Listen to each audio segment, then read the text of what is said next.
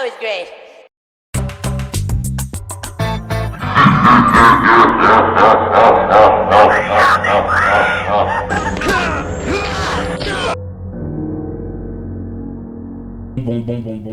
Bon. NG. Franchement, c'est un podcast que je voulais absolument pas faire, bordel de merde. Genre, déjà en vrai, sincèrement, il y a tellement de mecs qui ont parlé de Didi. À partir du moment où Hugo Décrypte parle de hip-hop, c'est que vraiment tout a été dit, je pense. Il y a Balou qui en a parlé, mais, plus je faisais mes recherches sur Didi, sur P. Diddy, sur ce qui se passait dans ces freak-off, et plus en vrai j'ai creusé, et plus je me rendais compte que, en fait, franchement, il y a beaucoup de choses à dire sur ce personnage-là. Et beaucoup de choses que les gens oublient, c'est qu'en vrai, Didi, avant d'être un pervers sexuel, organisateur de partous bizarres avec des lubrifiants pour bébé, en vrai, ce mec-là, franchement, c'est quelqu'un. Genre, dans l'industrie de la musique, etc., franchement, c'est vraiment quelqu'un. Alors, bien sûr, dans cette vidéo, dans ce podcast, on va parler de la carrière de P. Diddy, du coup, de ses débuts humbles jusqu'à son ascension au top du hip-hop et du rap game en général, de l'industrie de la musique en général, parce que franchement, vous avez été beaucoup à dire « Ouais, Marlon, parle de Didi, ouais, vas-y, on fait des... » Non, je rigole, personne n'a demandé. Par pitié, demandez en commentaire des trucs. S'il vous plaît, wesh. Mettez en commentaire un truc. Bref, du coup, dans cette vidéo, on va parler quand même de beaucoup de choses. On va revenir sur beaucoup de choses. Du coup, comme je t'ai dit, la carrière de Didi, bien sûr, ses accusations de viol. Bien sûr, on va revenir sur l'affaire Cassie. Bref, sur beaucoup de choses. Vraiment, vous n'êtes pas prêts. Pourquoi est-ce que Didi est affilié à certaines stars? Qu'est-ce que Didi a contre ces stars? Est-ce qu'il a vraiment des vidéos compromettantes à ses soirées de ces stars?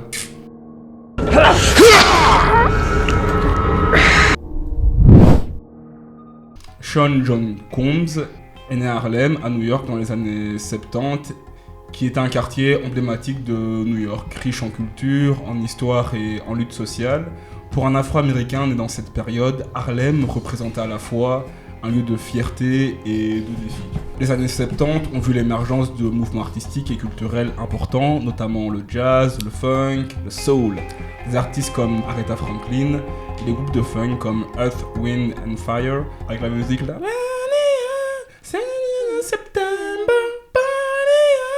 Bien que le mouvement des droits civiques ait atteint son apogée dans les années 60, les années 70 ont été marquées par la poursuite de la lutte pour l'égalité raciale. Les Afro-Américains ont continué à se battre contre la discrimination, la pauvreté et les inégalités dans l'éducation. Les années 70 ont également été une période difficile sur le plan économique pour Harlem. Le quartier a souffert de la désindustrialisation et de la pauvreté et de la criminalité. Cependant, malgré ces défis, de nombreux habitants ont travaillé ensemble pour revitaliser leur communauté en créant des programmes d'entraide et en soutenant les entreprises locales. Pour un Afro-Américain né à Harlem dans les années 70, il y avait un fort sentiment d'identité et de fierté culturelle. Le mouvement Black Power a encouragé les Afro-Américains à embrasser leur héritage et à revendiquer leur place dans la société. Voilà un peu dans quel environnement a grandi le jeune Sean John Combs, quoi. Tu vois un peu, du coup, dans une Amérique plus divisée que jamais, dans laquelle les questions de race et d'identité ne sont jamais closes. Vraiment, le débat là sera ouvert à vie, je pense, dans ce pays. Mais tu vois un peu dans quel univers de haine et de détermination dans laquelle Didi est né, quoi. C'est un jeune Afro-Américain comme ça, à Harlem, bien sûr. Il est influencé par le hip-hop et par toute la culture de son voisinage. Et surtout la culture du hustle, quoi. Genre, pour un Afro-Américain dans cette période-là, genre s'en sortir était quelque chose, on va dire, de vital, quoi. Ouais. Genre, il n'avait pas le choix, c'était clairement ça ou mourir. Ou alors aller dans la rue, quoi. Pour la majorité des Afro-Américains de Harlem, encore une fois. Et niveau famille, du coup, pour Sean Combs, bon, c'était pas si simple que ça non plus. Le père était toujours là. Bon. Ancien combattant dans l'armée américaine, il s'est reconverti en vendeur de drogue, malheureusement, comme beaucoup d'Afro-Américains à cette période. Quand ça c'est compliqué pour se faire embaucher dans des tafs plus classiques, on va dire en général, de par ton faciès ou par ton CV qui n'est pas assez étoffé. C'est un vendeur de drogue qui était associé avec Frank Lucas, qui était un des plus grands barons de drogue à Harlem à ce moment-là, quoi. Du coup, voilà, le père de Didi travaille pour Frank Lucas, stylé. Un grand baron de drogue. Mais ce qui est moins stylé, c'est que quand Didi a 2 ans, son père se fait tirer dessus alors qu'il est tranquillement garé dans sa voiture à Central Park.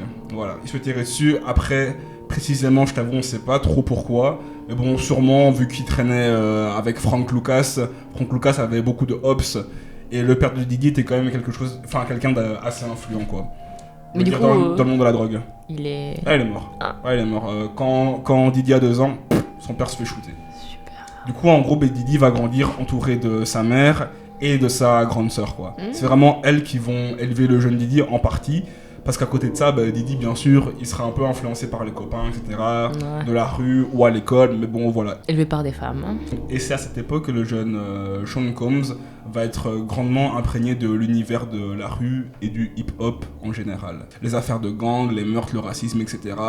C'est un peu la routine pour lui, ça. Car même si tu protèges ton enfant de son environnement, l'environnement finit toujours par attraper l'individu. Peu importe ce que tu fais, ce que tu mets en place, genre ton enfant, tu peux pas le poisonner toute sa vie. À un moment donné, son environnement va le rattraper, qu'il veuille ou non, que ce soit par la rue, par les réseaux sociaux, bref, ou plus largement Internet, quoi, ou par ses fréquentations. Et l'environnement de Didi, ce n'est pas que la rue, figure-toi, c'est aussi l'église. Car en fait, Didi est enfant de chœur à la chorale de son église. En gros, pour te résumer simplement cette partie-là, Didi, en fait, ce qu'il faut retenir, c'est que c'est un pur produit de son environnement, quoi. La rue, la drogue, le hip-hop, élevé par des femmes et l'église. Voilà un peu pour l'instant de quoi est fait le jeune Sean Combs, quoi. Bah, pas mal, hein. Pour le hip-hop, pas mal. Hein.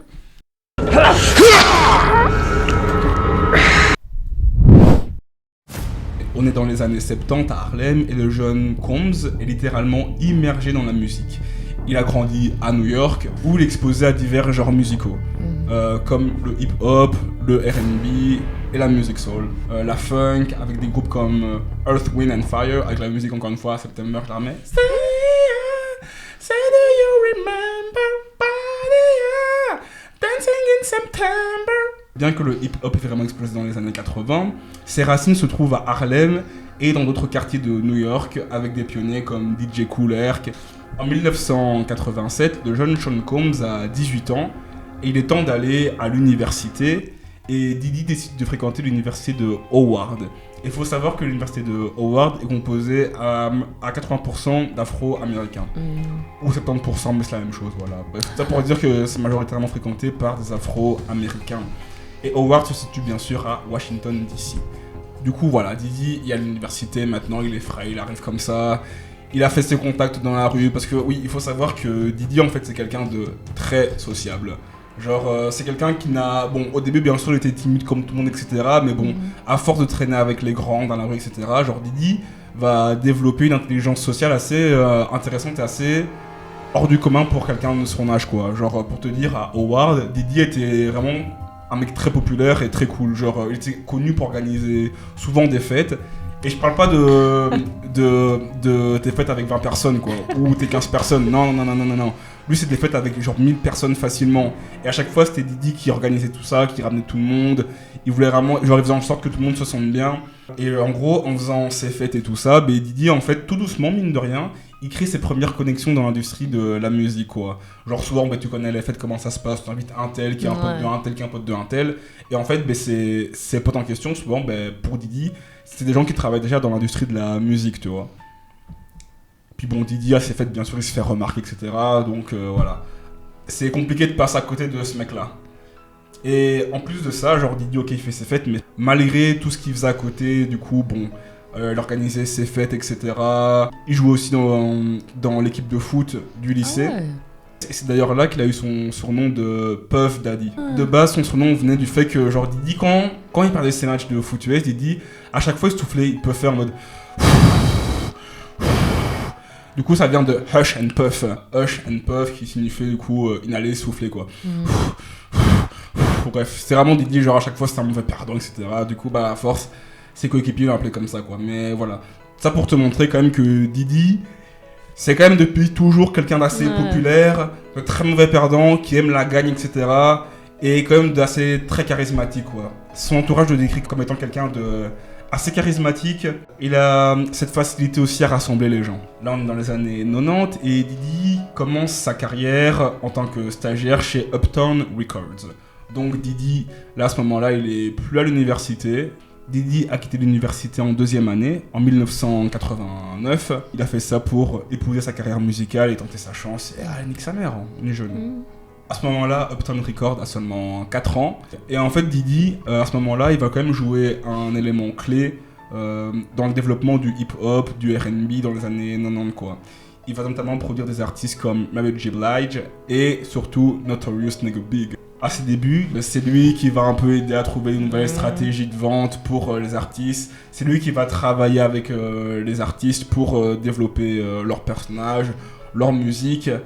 C'est notamment aussi lui qui va aller voir les radios pour qu'elles passent les sons de ces artistes. Du coup, voilà, doucement mais sûrement. Et comme ça, bon, Didi de base, il est plus du côté commercial, du coup, c'est-à-dire qu'il va aider à faire connaître les artistes, mais doucement mais sûrement, Didi va tout doucement avoir un pied dans la production des artistes. C'est-à-dire que de base, il aide Notorious Big à lui écrire un personnage, et puis un jour il va venir au studio comme ça, il va écouter, il va se dire, oh, c'est pas mal, mais genre, qu'est-ce que tu penses de mettre ça là plutôt, de mettre cette voix là plutôt, genre, bref, le conseiller tout doucement, et doucement mais sûrement, Didi va avoir plus de poids dans la production musicale des artistes. Alors que de base, c'est absolument pas son rôle. Mais en plus de ça, les patrons voient que le jeune Didi se démène et est déterminé dans son travail. Il semble que Didi est passionné de musique et surtout de business de la musique avant tout. Il voit que Didi, quand il va aller démarcher les radios, vraiment, il y met du sien. Il voit qu'avec les artistes, vraiment, il passe du temps, il passe des soirées, des nuits à trouver un bon personnage, vraiment. Du coup, voilà, Didi monte tout doucement les échelons de Uptown Records dans le début des années 90. Tout se passe bien jusqu'en 1993 où Uptown décide de licencier Didi. Quoi ? Tout ça, voilà. Purement, simplement, brutalement, notamment dû à des désaccords entre Didi et la direction. Notamment par rapport à la DA artistique, en fait. Voilà. Quand les jeunes prennent un peu du galon, etc., ils veulent absolument tout changer. Et le vieux patron est en mode... Non, tu restes à ta place. Didi voulait pas rester à sa place, du coup voilà comment ça s'est fini, ils l'ont viré. Didi est là, il a plus de label, plus de travail, il est tout nu, il a rien, absolument rien. Vraiment rien. Non, il lui reste un truc de très très très précieux, ses contacts.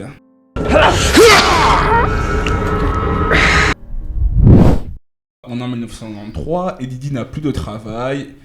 Mais il est tout de même déter à percer dans l'industrie musicale et décide de mettre à exécution un plan qu'il peaufine depuis des années. Lancer son label de musique Bad Boys Records.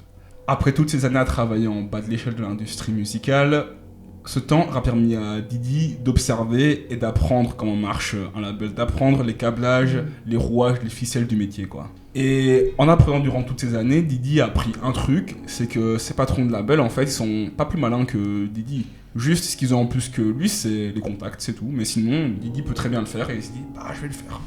Et pour financer son label Bad Boys Records, Didi a fait appel à des investisseurs et à des contacts dans l'industrie, notamment en s'associant avec des artistes déjà établis pour lancer des projets musicaux.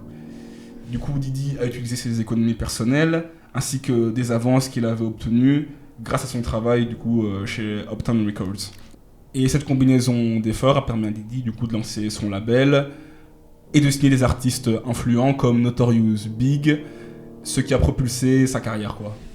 Et c'est beau qu'il l'ait suivi, hein, Biggie. Ouais, vraiment, genre, c'est vraiment très respect, beau. hein. Ouais. Didi était vraiment le mentor de Biggie, quoi. C'était vraiment son grand frère, quoi. Ah, bon. D'ailleurs, le son, je sais pas si tu vois le son, c'était I Will Be Missing You de Didi. Oui. Ah, c'est pour lui ? Ouais, c'est pour Big. Ah oui, ok. C'est pour Notorious Big. Déjà, en vrai, genre juste le son original, vraiment, vas-y, parenthèse, mais juste le son original, franchement, il tue. Vraiment, c'est une dinguerie. Mais putain, genre, comment est-ce que genre ils ont mixé ça? Oh là là là là là là, bordel de merde. Ah, c'est tellement doux, c'est vraiment du miel. It's hard to conceal. Can't imagine all the pain I feel. Give anything to hear half your breath. I know you're still living your life after death.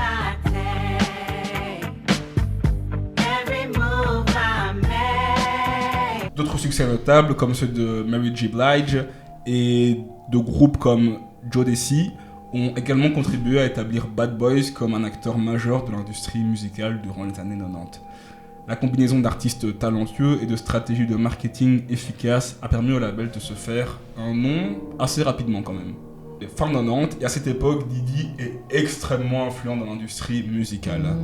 Il est reconnu non seulement comme un producteur et un artiste, mais aussi comme un visionnaire du marketing. Son sens des affaires, son image publique et son habilité à créer des collaborations entre artistes ont fait de lui une figure centrale du hip-hop et du R&B aussi, intégrant surtout des éléments R&B dans ses productions. Encore aujourd'hui, genre il y a beaucoup de sons qui utilisent des bases de R&B, c'est une dinguerie. Genre les sons qu'on entend comme ça en radio, il y en a beaucoup qui sont sur des bases de R&B, abusé. Et même le rap d'aujourd'hui, hein. Ouais. Fin des années 90 jusqu'à il y a encore récemment, Diddy est littéralement sur le toit de l'industrie musicale, avec les plus grands. Son label marche de fou. Il a dans son écurie des mecs comme Big, qui est considéré comme beaucoup, à l'instar de Tupac Shakur, comme le meilleur rappeur de tous les temps. Mais encore une fois, ce débat-là, ouh là là, c'est comme le débat Messi-Ronaldo, franchement, genre, les gens seront jamais d'accord. Mais Lequel est lequel? comment ça? Ah oui, ok. Je sais pas, franchement, je ne sais pas. Genre, je n'ai pas assez saigné Biggie et Tupac pour pouvoir les comparer à ce point-là, je t'avoue. Mais malheureusement, cette rivalité entre Tupac Shakur et Biggie, Notorious Big, prendra fin malheureusement en 1996, lorsque Tupac sera retrouvé mort dans sa voiture. Assassiné à un feu rouge par balle. On ne sait toujours pas encore qui précisément a tiré sur Tupac Shakur. Bon, il y a beaucoup de théories, comme quoi ce serait Diddy qui aurait envoyé ses gars, parce qu'il était en bif avec Big, mais bon, rien encore officiel quoi. Mais il y a une bonne série là-dessus, c'est Unsolved, qui parle justement de la mort de Tupac. Oh, ok, Si jamais, je pense bah, que si c'est jamais, Netflix. voilà, si ça vous intéresse, voilà. Un an plus tard, Big sera à son tour assassiné par qui, j'avoue, je sais pas, genre, je sais plus, genre, on s'en fout. Tout ça pour dire que Diddy fera un son pour rendre hommage à son ami Big, avec, comme je vous ai dit, la reprise de The Police dans ses Every Breath You Take. Franchement, oh là là là, il a repris à sa sauce là, mais quel hommage, bordel de merde, quel fils de pute. Ah, la sauce, il connaît, hein. Vraiment, il est bon ce son. Enfin, ce son, en vrai, tout ça pour dire que c'était vraiment un hommage à Biggie, que Diddy considérait vraiment comme son petit frère, quoi. Il lui a appris tellement de choses, ils ont fait tellement de choses ensemble, donc calmez-vous avec des idées bizarres, hein. Genre calmez-vous, Tellement c'est de pas ça dont je choses. parle, non. Je parle musicalement, on va se calmer. Mais bon, voilà. À côté de ça, Diddy rentre aussi dans le monde de la mode avec sa marque Sean John. Je pense que tu connais pas. Je pense que 90% des gens connaissent pas, mais voilà, il fait des jeans. Il fait des vêtements. À ses débuts, d'ailleurs, la marque marchait assez bien. Mais après, le temps est passé, la hype est passée, et tout le monde en a rien à foutre de Sean John. Genre, non. Genre, qui porte des pantalons de Justin Bieber, par exemple? Personne. Puis, il va lancer d'autres business plus tard, vers la fin des années 2000 à début 2010. Il va collaborer avec la marque de vodka Ciroc.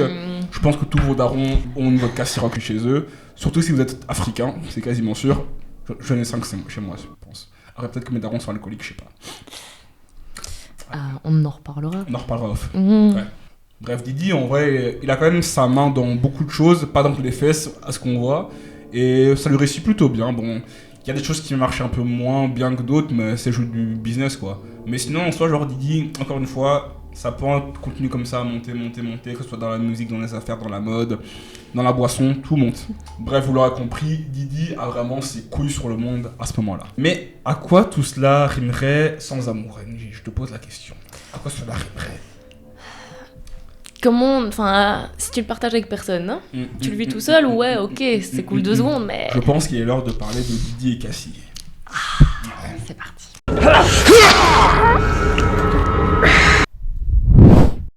Mais avant de parler de Diddy et Cassie, comment on est arrivé là, il faut pas oublier que Diddy, avant ça, il a eu quand même quelques relations, et je trouve que ce serait quand même assez intéressant de revenir sur ces relations en question.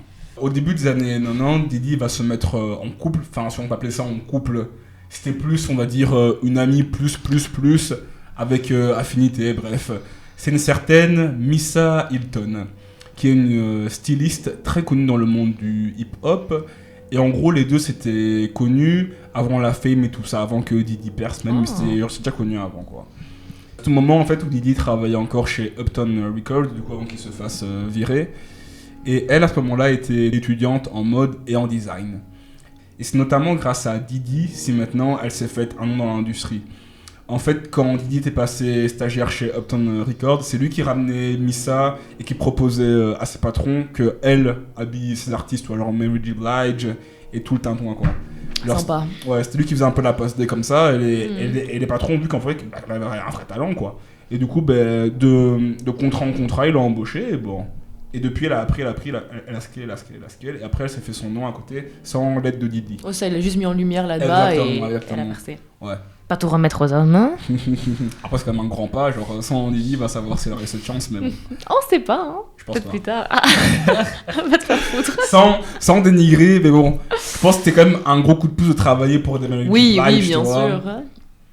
Oui, non, il l'a mis au bon endroit, mais si elle avait pas de talent, elle aurait pas réussi. Ah oui, donc clairement. Oui. Genre, oui, ça va dans les deux sens. Oui, c'est ça. Clairement. Ils ont eu un enfant ensemble. Il s'appelle Justin, né le 30 décembre 1993. Son plus, hein. Ouais. Ils ont eu un enfant. Ouais. Mais on garde ce terme-là. Ok. Oui. Peu de temps après ça, les deux tourtereaux décident de se séparer car Didi ne voulait pas se poser alors que sa carrière était en train de décoller. Un commentaire à faire, NG. Je sais pas si on l'a entendu, mais... T'inquiète, moi j'ai entendu. Alors qu'un an plus tard, Didi va se mettre en couple avec une certaine Kim Porter, une modèle et actrice qui commence à se faire un nom dans le monde du divertissement, jusqu'à leur séparation définitive en 2007. Le couple va avoir beaucoup de périodes, on se remet ensemble, on se sépare, bref, tu connais, genre les allers-retours entre les ex, quoi. Ouais, en vrai, je vais pas commencer à dire tout ce qu'il y avait entre les deux, parce que franchement, il y a tellement d'histoires de on se remet ensemble, on se quitte, franchement, c'est interminable, c'est terrible. Genre, quand c'est fini avec votre ex, faites une putain de liste de pourquoi c'est fini, et quand elle vous envoie un message à 3h du matin en mode tu dors bébou, lisez cette foutue liste, genre mettez-la sur le frigo, je sais pas, ou en fond d'écran, mais nique sa mère, quoi. Oh, mais après, tu vas dire l'orni. Ouais, c'est vrai, c'est chiant, ça putain, l'orni, mais branlez-vous un bon coup, c'est bon, ça y est, quoi. Oh. On est en 1998, et Kim Porter et Didi ont leur premier enfant ensemble. Un an après avoir eu leur premier enfant, Didi et Kim se séparent. Et Didi, à ce moment-là, va se mettre en couple avec une certaine Jennifer Lopez, je sais pas si tu connais. Oh, ça meuf comme ça, banale, latina, comme ça, bref. Quoi qu'il en soit, ils vont se mettre ensemble pendant 2 ans, de 1999 à 2001.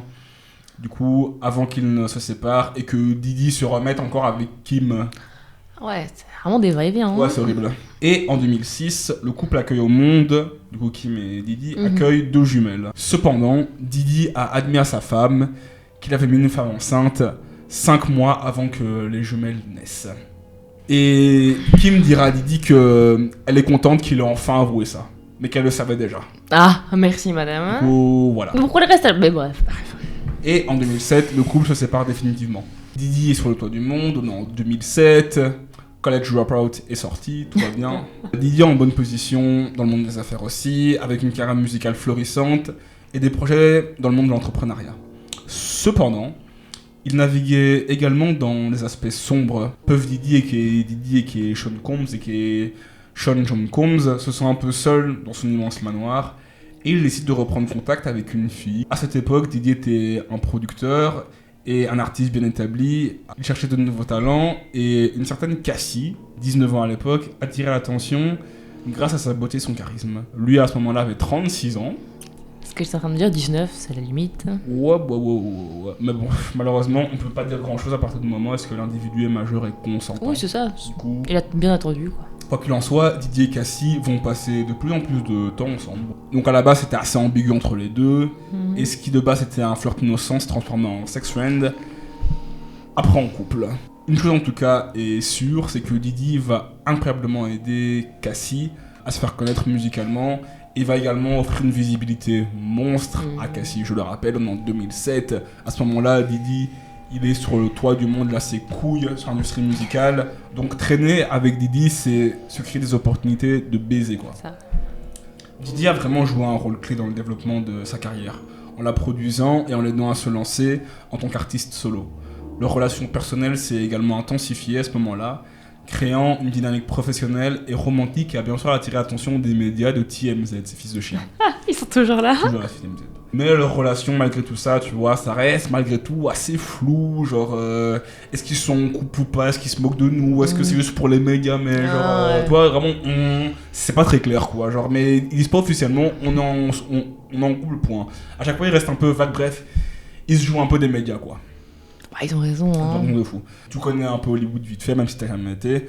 Genre, c'est un peu classique dans l'industrie dans le showbiz, ça que des stars sortent ensemble pour un peu créer des rumeurs, tu vois. Ouais. Genre par exemple, je reprendrai High School Musical, quand genre à la fin du tournage, comme par hasard, l'autre là, Zac Efron et l'autre là, Vanessa Hudgens est en couple, ou alors dans Camp Rock, quand Joe Jonas est en couple avec Demi Lovato, bah comme par hasard, bah tiens. Bah comme nous quoi.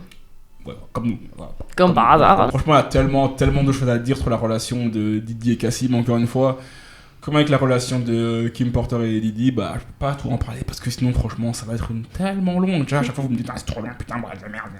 Du coup, voilà. Là, je fais court.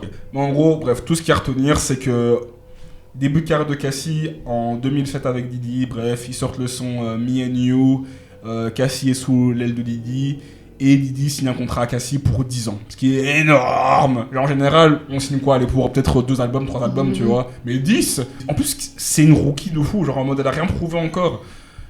10 ans, waouh. Ouais, en fait, dans leur relation, Diddy était limite le papa et Cassie un peu la fille paumée, à qui on a un peu lavé le cerveau, quoi. Diddy avait clairement le pouvoir et l'emprise sur Cassie. Après, faut un peu se mettre à la place de Cassie, quoi. T'es une jeune rookie de 19 ans, tu rentres dans l'industrie du showbiz. Il y a un poids lourd comme Diddy qui te prend comme ça sous ton aile. Genre, peu importe. Genre, tu sais que ce mec, tout ce qu'il touche, ça se transforme en or.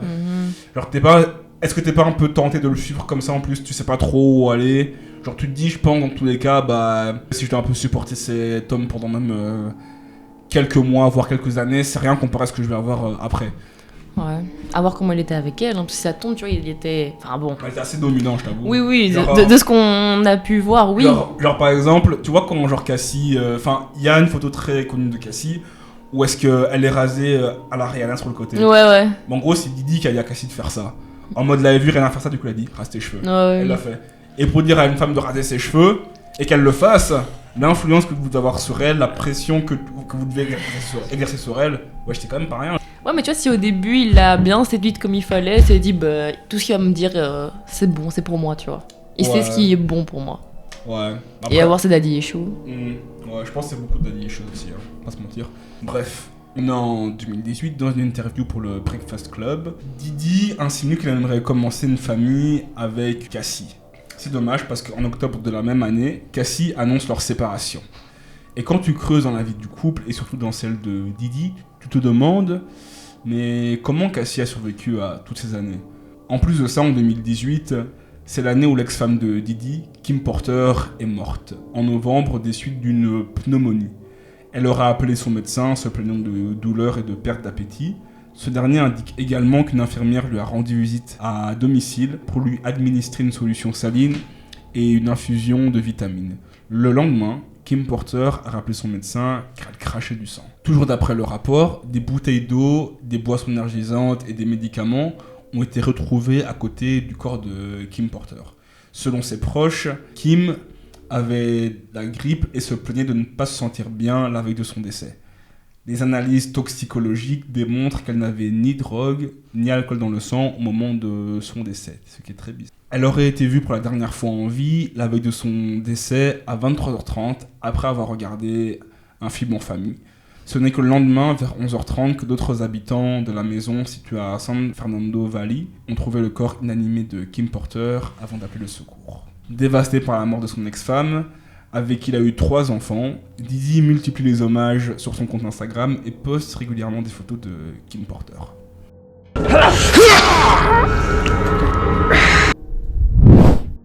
Du coup, en 2018, comme je t'ai dit, Diddy et Cassie, ils ne sont plus ensemble. La femme de Diddy est morte en novembre. Bon, ok. Genre, voilà, juste pour l'instant, on est là. Pour l'instant, voilà. Genre... Pour l'instant, en vrai, genre coïncidence.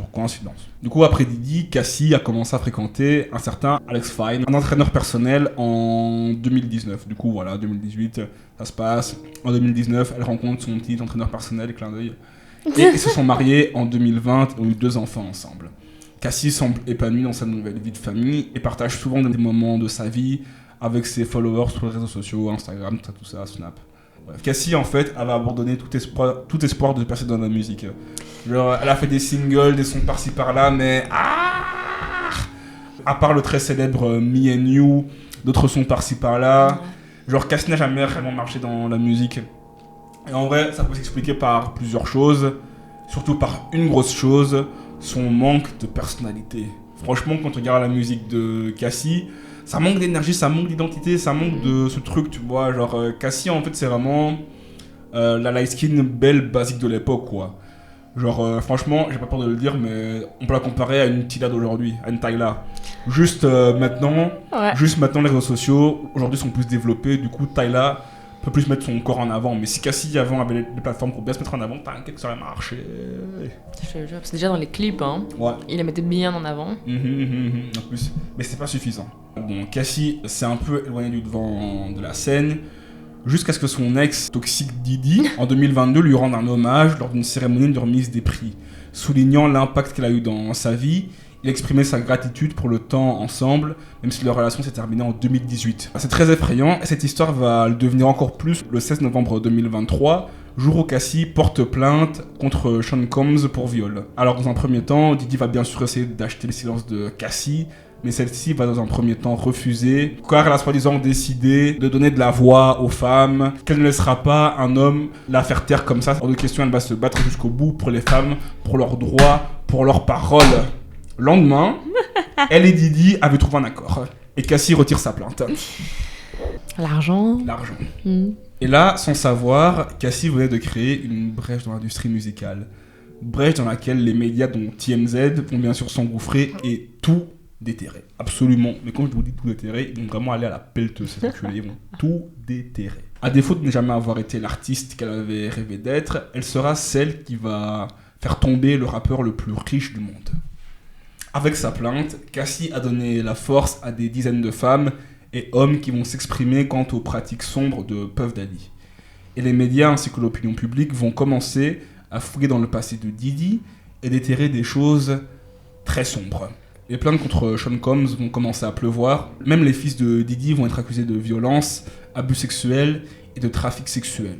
Au début, l'opinion publique est sur ses gardes et ne sait pas vraiment qui croire, ou bien même ce qui se passe réellement, tu vois, genre c'est un peu flou, il y a tout qui se mélange.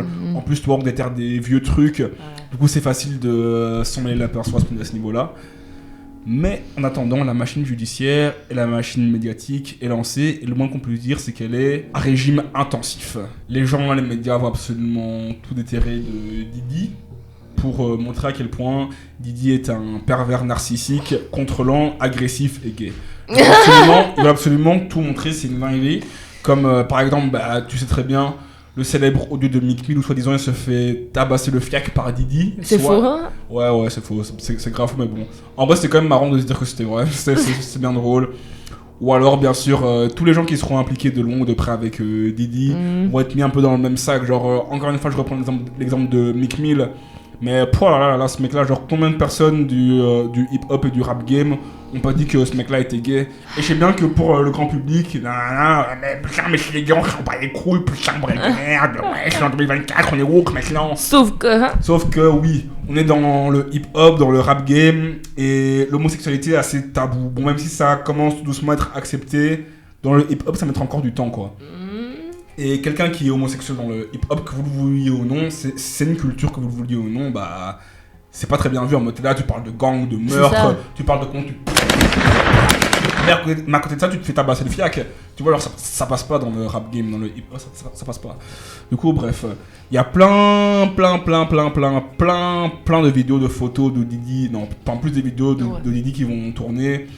Où est-ce qu'on le voit dans son rôle de méchant garçon de Bad Boys, comme par exemple la fois où il est à l'hôtel avec Cassie et tu vois Cassie qui fuit Didi qui poursuit Cassie en serviette torse nu comme ça, il attrape, la jette par terre, après il donne des coups de pied, mais par contre vraiment ça me fume, qu'est-ce qu'il faut en serviette de bain, rhabille-toi mon frère. Genre plein de vidéos comme ça qui vont sortir, qui vont fuiter. D'ailleurs en plus la vidéo là où est-ce qu'on voit Didi qui tabasse Cassie dans l'hôtel, de base Didi avait payé l'hôtel $50 000 pour avoir l'unique copie, mais bon ça a bien fuité. Tout cet argent pour rien. Je te jure. Et entre temps, Didi a une pluie de procès au cul chaque jour. Comme par exemple, il y a Lil Rod, un producteur qui accuse Didi de l'avoir drogué et forcé à avoir des relations avec des prostituées devant Didi, pendant que ce dernier se masturbait dans une pièce sombre de la pièce. Les dégâts du porno NJ sur une génération. Et voilà. Et encore une fois, si tout le monde est d'accord, ça va. Oui. Mais bon, soi-disant, là, le producteur Lil Rod n'était pas d'accord. Oui, voilà, c'est ça. Soi-disant. Soi-disant. Ouais. Qui ne voudrait pas avoir des prostituées sur lui. C'est même Lil Rod poursuit Didi pour $1 million. Du coup, vous comprenez bien que dans tout ça, beaucoup de gens vont sentir qu'il y a de l'argent à se faire et vont pas hésiter à porter plainte contre Didi parce qu'il a oublié de leur passer un paquet de chewing-gum à 10h par exemple, vous voyez. Genre il y a de l'argent à se faire. Didi à ce moment-là c'est une des têtes, pas que du rap game, mais de l'industrie musicale. Genre on peut clairement le mettre au niveau des Taylor Swift et tout. Donc voilà quoi. Imaginez Taylor Swift faire un gros bad buzz et tout, elle a accusé des pires saloperies. Ne vous inquiétez pas que des fantômes venus de je sais pas où, du Congo, vont venir et réclamer leur dû quoi. Parce qu'elle arrive en retard à son concert à Kinshasa qu'elle n'a jamais fait. Voilà. Pourquoi d'ailleurs? Ça. Genre Didi, ouais, il pèse quand même $1 milliard. Du coup, t'imagines bien que les gens vont un peu avoir leur part du gâteau. Et dans tout ce méli-mélo, c'est assez compliqué de démêler le vrai du faux. C'est à ce moment-là que la machine judiciaire va passer à l'étape suivante. Et comme vous le savez, le 25 mars 2024, les fédéraux vont perquisitionner la maison de Didi à Miami et à Los Angeles. Et tout sera organisé par le district sud de New York. Et de là, ça a été vraiment le bazar. Les feds ont retrouvé tellement de bazar chez Didi, tellement de lubrifiants, tellement de capotes, tellement d'huile pour bébé, tellement d'armes illégales en plus. Il y avait quand même quelques légales, mais beaucoup trop d'armes illégales. Et en fait, c'est des armes que Didi passait à ses enfants, à son entourage, mais surtout à ses gardes du corps, afin de le protéger, quoi. Mais bon, pour les feds, c'est suspect. Les gens vont commencer à sortir des interviews qui datent de 10 ans et plus avec Usher, qui explique les soirées avec Didi quand il avait 13 ans. Et en vrai, c'est assez marrant parce que genre tout le monde sort ça maintenant, mais à l'époque, c'était assez normal, quoi. Genre tout ça, genre en mode Usher, c'était un jeune garçon, bon, de 13 ans, dans l'industrie de la musique. Et on savait un peu comment ça se passait dans l'industrie de la musique, comme quoi il y avait des meufs, de la drogue et tout et tout. Mais à ce moment-là, les gens fermaient un peu les yeux. Mais vu que maintenant on est devenu un peu plus woke, après je suis pas anti-woke en soi, hein, je constate juste les faits en soi. Mais là maintenant les gens font vraiment des vraies gueulantes quoi. Maintenant ils se réveillent, ils se disent Think you know all the pride flags? With? Absolutely. Starting with? Absolutely. Gay. How about this? Gay. In green. NJ, c'est pour ça qu'on dit woke en fait. Mais oui, il se réveille, mais oui. Et c'est vrai que ça fait clairement partie de la culture du hip-hop. Parce que ce que les gens là ils disent, oui, la drogue, les meufs et tout, c'est ce qu'on voit encore dans les clips. Hein. Je te jure. Pourtant, qui dénonce les clips? Maintenant, qui regarde encore les clips? Oui, bon, ouais. Et remettez ça à jour, wesh. Moi, je vais en produire, comment on fait? Mais ouais, du coup, bah voilà. Genre, les gens se réveillent un peu, même pareil, des interviews avec Justin Bieber. Les gens se réveillent et voient enfin que c'était pas normal qu'ils soient autant proches, que Didi le touche comme ça. D'ailleurs, en parlant de Justin Bieber et Didi qui se touchent, en mode, il y avait une vidéo comme ça qui a tourné de Didi avec Bieber où est-ce qu'ils se voient comme ça quelque part à Miami. Je pense que c'était à Miami comme ça quelque part.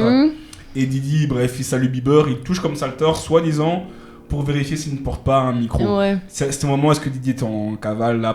Didi là est en grosse merde, il a les feds au cul. Sa maison a été perquisitionnée. Donc Didi le 19 mai sur Instagram poste une vidéo pour s'excuser de ses actions impardonnable envers Cassie. Ah, tu vois, genre voilà. Genre, il aurait dû fermer sa gueule en 2022, pas parler de Cassie, tu vois, genre vraiment, et tout serait bien passé. Ah, mais s'il avait su, je peux te dire que oui, il l'aurait fermé sa gueule. J'imagine bien, ce chien-là.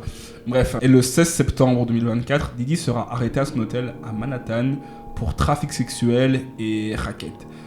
Ce qui est marrant, c'est que c'est les mêmes crimes pour lesquels R. Kelly a été condamné en 2022, ça qui est drôle. Et si les feds ont attendu tout ce temps pour arrêter Didi, parce que bon, bref, comme vous savez, tout ça, Didi est soi-disant en cavale, mais pas réellement en cavale. C'est juste que les feds attendaient le bon moment pour cueillir le fruit.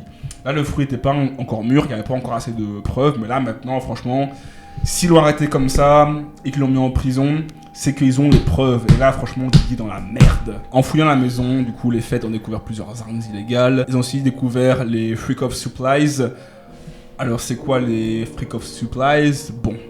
Comme je t'ai dit, Didi c'était quand même quelqu'un qui était connu pour faire des grosses soirées, etc. Et en grandissant, ça ne s'est pas amélioré, ça ne s'est pas arrangé. Didi faisait encore des grosses soirées. Où est-ce qu'il a invité cette fois-ci le gratin d'Hollywood, quoi. Ouais. Tu vois, ces soirées en blanc, par exemple, voilà. D'ailleurs, assez bizarre, hein, avec des lits partout comme ça, confortables. Bon. Ils ont découvert aussi, dans ces affaires de freak-off, de la drogue en quantité.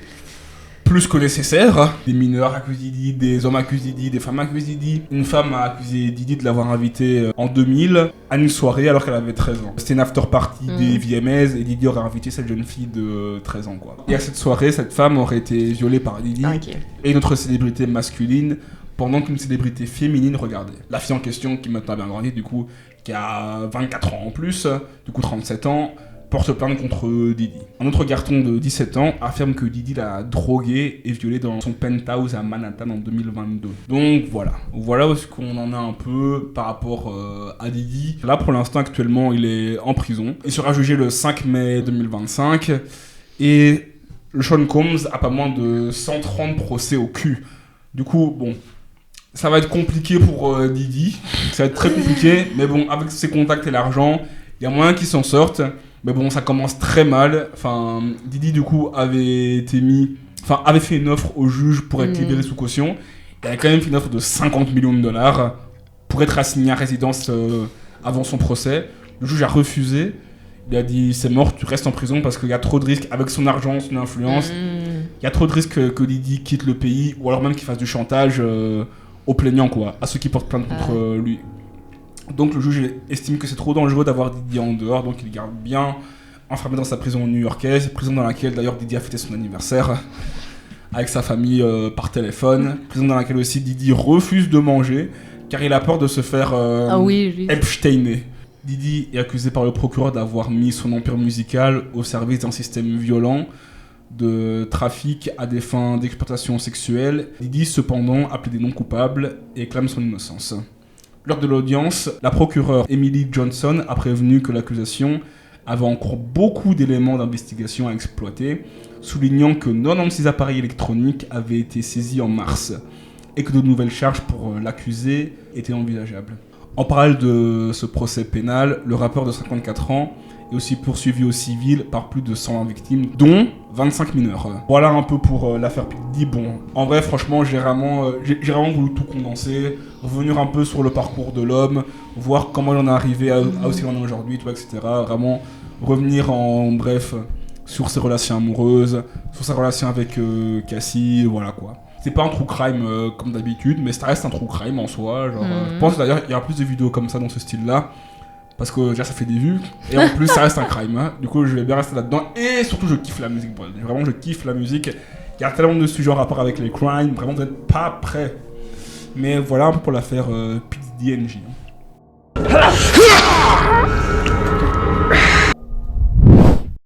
Si tu veux mon avis, je pense que clairement ça a démarré quand Didi a pas su laisser Cassie tranquille après sa putain de rupture, ce fils de pute, hein. C'est vraiment l'ex-toxique. Oui, Didi, franchement, de ouf. Hein. C'est vraiment une grosse merde. Vu son environnement, du coup, de son enfance, son adolescence, ça m'étonne pas qu'il en soit arrivé là. Moi non plus. Parce que il a connu la rue, quoi. Et dans la rue, il y a des viols, il y en a, tout simplement. Il était là avec de la drogue, justement, donc c'est normal qu'il ait de la drogue aujourd'hui. Enfin, tout ce qu'il a ici, c'est ce qu'il a connu avant. Il l'a juste... il s'est juste enrichi en vrai. Ouais, c'est tout. Ouais. Et il a essayé de jouer avec son environnement. Et... Mais l'environnement l'a rattrapé, l'a baisé. Je pense que vraiment il se sentait encore trop. Enfin, au-dessus de tout ça, il se disait bon, ok, il y a de la drogue, des meufs, des mineurs et tout. Mais déjà, comme t'as dit, il connaissait que ça. Va savoir ce qu'il a fait encore avant d'avoir percé et tout. Vraiment. Ou ce qu'on lui a fait. Ou ce qu'on lui a fait aussi. Ça tombe, il s'est fait aussi violer. Hein. Ouais. Et que c'est pour ça que lui s'est dit, c'est peut-être normal. Enfin, après, logiquement, on sait bien aujourd'hui la culture du viol, mais... Ouais, genre en mode... Du coup, comme t'as dit, il a connu que ça. Et en vrai, je pense vraiment qu'il se sentait vraiment trop au-dessus, quoi. Et qu'à un moment, il a fallu rattraper et lui dire... Fiston... Arrête tes conneries, quoi. Genre, je pense vraiment qu'ils sont vraiment trop au-dessus, mais qu'il a oublié qu'à côté de ça, il y avait des gens encore plus au-dessus. Il a aussi sous-estimé l'impact du public, la voix du public, et aussi la voix des réseaux sociaux, surtout, il a oublié ça. Ouais, heureusement qu'il y a eu tous les courants avec le MeToo et tout ça, et qu'on peut enfin parler librement de tout ça. Ouais. Mais ouais, je pense qu'aussi le fait qu'il ait tellement de gens importants autour de lui qui lui disent peut-être rien, ou qui acceptent, aussi. Tu vois. Ouais, je pense aussi, tu vois, genre, les gens avec qui il traîne, toi, c'est sûrement des grosses pointures, tu vois, des multimillionnaires, voire des milliardaires. Et je pense que pour ces gens-là, ça c'est monnaie courante de faire ça. Genre juste, eux ils ont des meilleurs moyens, tu vois, pour faire taire les gens. Parce que, allez, en vrai de vrai, genre, on se pose 2 secondes. Genre, en mode, tu vas chez quelqu'un, et enfin, chez une personne riche comme ça, et tu vois qu'il y a 1000 bouteilles de lubrifiant chez lui. Ouais. En vrai, tu vois, genre, les gens, on font tout un plat. Parce que c'est Didi, tu vois, et qu'il est connu. Mais ça avait été genre un homme riche comme ça, t'aurais juste dit bizarre, mais en soi il est riche, il fait ce qu'il veut, quoi. Mais vu que c'est Didi, t'es en mode putain. Alors que franchement, en vrai, même le fait d'avoir plein de drames comme ça chez lui, je pense que Didi c'est pas le premier multimillionnaire, ni le dernier à avoir autant d'argent chez lui, tu vois. Surtout en américain. Ça en plus. En vrai, franchement, là on peut faire que spéculer en fait. Ouais, c'est ça. Faire que spéculer parce que je me demande, genre, dans tout ce méli-mélo, tu vois, genre, quel est le vrai, quel est le faux, genre, qui est vrai et qui fait ça par opportunisme, tu vois. Mais après, un homme de son influence, ça m'étonnerait pas Ouais. qu'il ait au moins violé une femme, tu vois. Ouais, Je dis au moins je une. pense aussi, ouais. Donc, ouais. Ça m'étonnerait pas non plus. Après, c'est sûr qu'il y a des gens qui doivent en profiter. Genre, en vrai, tu te dis, pourquoi pas essayer avec tout l'argent qu'il a. Si mon truc il passe, genre, tu te dis, il y a certainement plein de femmes à qui ça a dû arriver, plein d'hommes aussi. C'est vrai, genre, pourquoi pas si moi, jamais ça passe, en plus, tu C'est sais ça. que les milliardaires, tu dis pourquoi pas en vrai de vrai. Mais écoute, voilà pour ce podcast, on va s'arrêter là. Mettez en commentaire ce que vous avez pensé de ce podcast, comme d'habitude. Si vous avez d'autres affaires comme ça, un peu plus en lien avec la musique, avec le monde du hip-hop, moi je suis preneur. D'ailleurs, il y aura une vidéo sur Lil Durk qui va arriver dans pas longtemps, parce que lui aussi il est dans la sauce de baiser. Après, peut-être que Lil Durk sortira avant P.D.D, mais je pense pas. On verra bien. Il y a Tori avant. Ah, Tory. Est-ce que les gens s'intéressent vraiment à Tory Lanez? À Tory Lanez, pardon. Juste que le problème de Tory Lanez, ça me casse les couilles, mais est-ce que, à part toi, NJ. Mais non, mais tous les gens. Si tu t'écoutes du bon R&B, si tu baises bien, t'écoutes Tori. Je suis désolée, mais il a quand même eu son sacré tour, il a quand même percé. En vrai, je vanne un peu, mais en vrai, genre en Belgique, il est quand même connu Tory. Mais une fan comme toi, vraiment, il n'y en a que 2. Sincèrement, il n'y en a Je suis vraiment pas que 2. autant fan que ça. Juste, j'apprécie la vocalise comme Jack Wiz. J'apprécie la Je pense voix. que t'es la seule qui soit vraiment attristée avec son père qui soit en prison. Avec son père. Oh, non. Mais je suis attristée parce que là, je sais pas encore une fois quel est le vrai du faux. Parce que je soutiendrai toujours au premier abord la femme victime, ou la victime tout simplement. Mais il est où son trou dans son pied? Ça, une affaire que peut-être qu'on va élucider, mais je ne pense pas. Corsaverse out.